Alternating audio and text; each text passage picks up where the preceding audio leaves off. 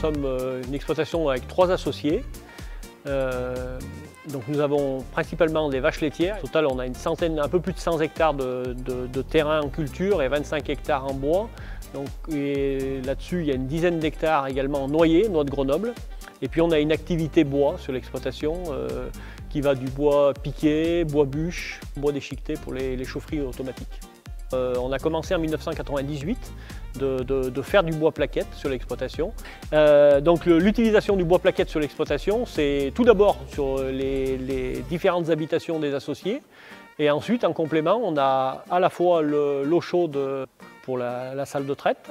Et puis d'un autre côté, ici, on a le séchage des noix qui est fait avec du bois plaquette également. Et après, on commercialise le reste de cette plaquette. On a 7 particuliers, donc des maisons, des habitations à côté, plus après une chaufferie un peu plus importante où il y a un musée, le musée de la noix.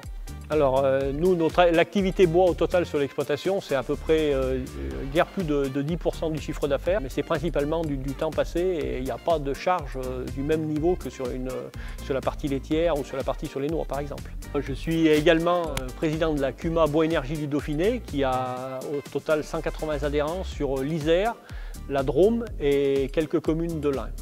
Alors pour être adhérent à une CUMA, on n'est pas obligé d'être agriculteur, mais il faut être au minimum affilié à la mutualité sociale agricole. Les années les plus importantes dans la CUMA, on va broyer à peu près 70 000 m3 par an. L'objectif c'est ça, c'est d'avoir du matériel de grosse capacité à un prix qui est raisonnable et qui serait impossible à rentabiliser sur notre exploitation. Et puis c'est quand même une énergie renouvelable, on ne peut pas comparer du gaz avec du bois déchiqueté qui est produit sur l'exploitation, transformé sur l'exploitation, séché là. Pour calculer le coût seulement du broyage, on est à 0,6 litres de carburant pour 1 m3 de bois broyé.